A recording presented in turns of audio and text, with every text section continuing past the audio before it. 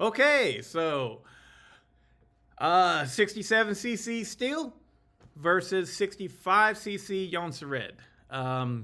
New school auto tune. It's not auto tune. It's M-tronic is what Stihl calls it. Versus old school standard carb and everything. Jonsered 2165.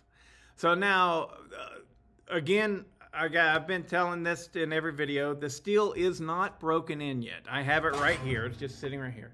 It is not broken in yet. And that will make a difference. Do I think that it'll make enough difference to where it would beat the 2165? No. I think in a cut like that, it might knock two seconds off of it. Maybe 3. But would it knock 4? Nah. And so if you guys were fans of the Stihl and you thought that it just humiliated the Echo by beating it by a whole 4 seconds in a cut that took a minute, in a 1-minute cut, beating another saw by 4 seconds is pretty low. All right, that's not a big deal, right? Well, this just got beat by 4 seconds by a 65cc chainsaw. And I'm not 100% positive that it's broken in. If you look at that 2165, let me grab it real quick.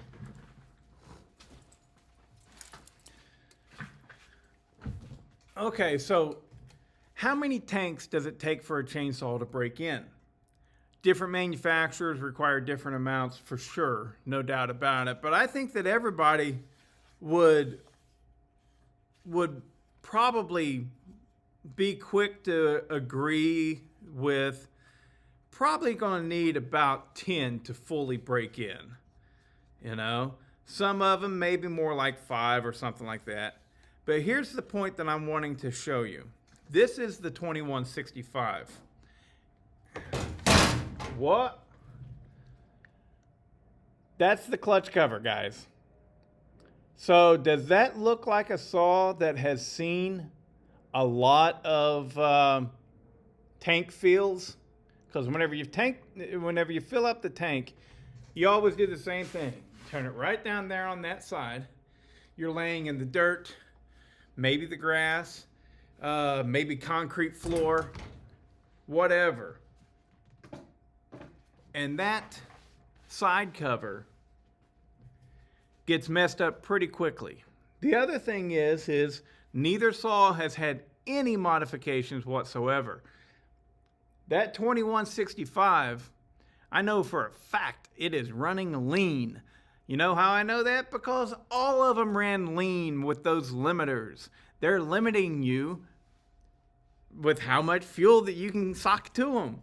And so this thing is open as far as it can open with the limiters still in place. So it's running lean.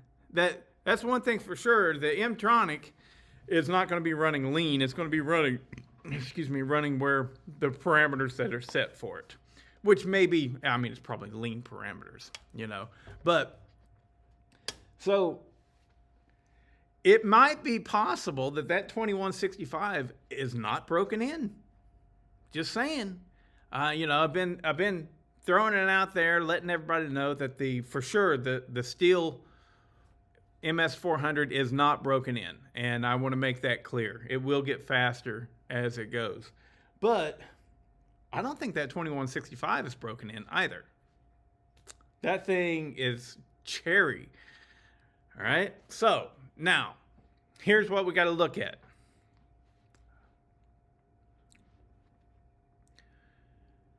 A pretty much brand new design, MS400. It was designed to be fast. It's designed to be a lot of power in a lightweight package. One thing's for sure is it was not designed to be cheap. I can tell you that. Okay. So this 2165, they're not making them anymore. It's the same thing as the Husqvarna 365, but the non-X-Torque. This is non-X-Torque. But even the X-Torque version, the X-Torque adds a little bit more weight to it. What I was going to say, I'm trying to make a comparison to this 400 for this 400 to the modern 65C Husqvarna. I guess the closest we're going to get to that is the Husqvarna 555. And I'm pretty sure this 400 will take that in every corner. You know, it'll take it in torque, it'll take it in cut speed, everything. Might not take it in weight. But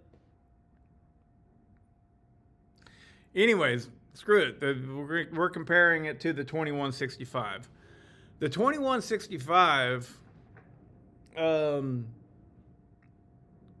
lot of people like to say that the 400 was not meant to run a 36-inch bar. I know that. This is just a test, right? But neither was the 2165. The 2165 was meant for the same thing, same purpose as this 400. To be a screaming little pull a 20, maybe a 24-inch bar. That's what it's meant for. Biggest you'd want to go on that saw, in my opinion. I know there's going to be somebody out there that says, I run a 28 on mine and it pulls it like a beast. Okay. All right, you know.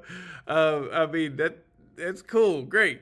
I personally don't think that you should put more than a 24-inch bar on that, just as I think that you shouldn't put more than a 24-inch bar on the 400. I don't think you should. But that's me, of course, you know. So the big thing to look at is that 2165 was designed, I mean, the origins really go back to the early 90s, I believe, but with the partner chainsaws. But it was definitely designed overall by Husky in the late 90s, I believe. The original 371 XP, I think, came out in like 1998, maybe 1997, something like that. And it's the same saw, right? So we definitely have at least a 20-year-old design saw and a brand new design saw. And it's just, the 2165 is better. The only thing that the Stihl would win, the only category it would win in, I believe, is weight. And since this is an old school, you know, it's non-X-Torque, it ain't going to beat it by that much. Now, I got a bar on here, and so I can't really, it's not a fair comparison. But I bet you that this right here, I bet you it's not more, I bet you it's not a pound more than that. You know, I don't know what they both weigh and stuff, but if the 400 is 12.5 pounds, then the 2165 is probably 13.5 pounds. You know, they're already big saws, and I don't know. It seems perfectly acceptable to me. Anyways, and I got to bring this up. I got a really good deal, really good deal on the 2165. Now, I know that those good deals don't happen that often, but I got that thing for $250 with a bar and chain.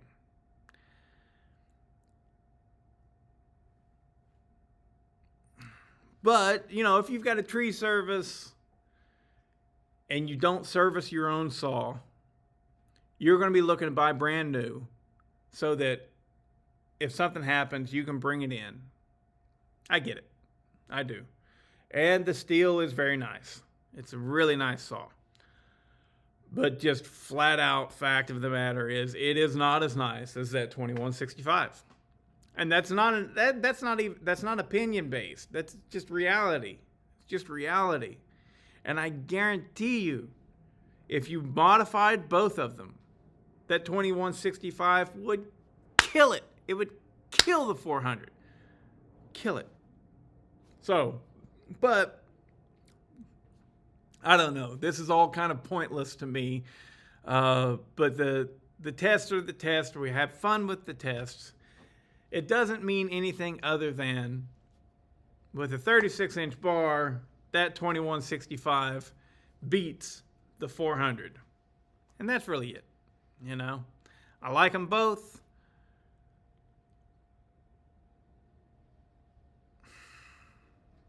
Oh, it's going to be hard to say.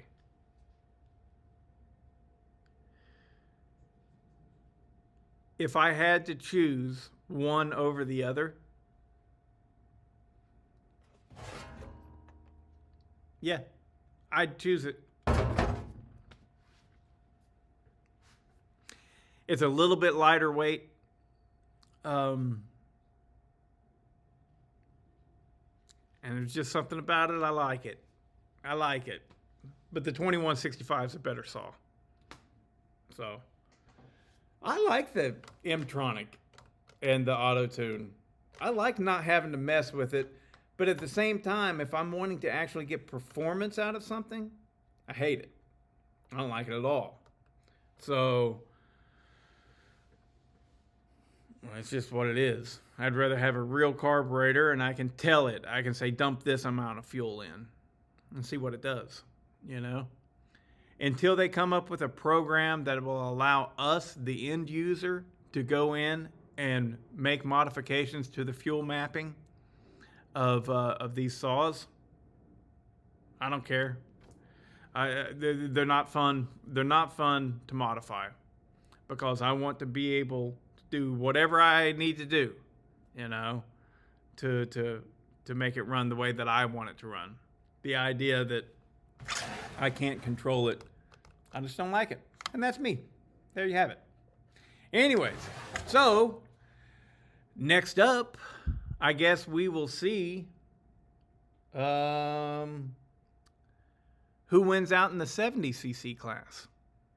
Is it going to be the Jonsered 2171 or is it going to be the Stihl 441? We'll see.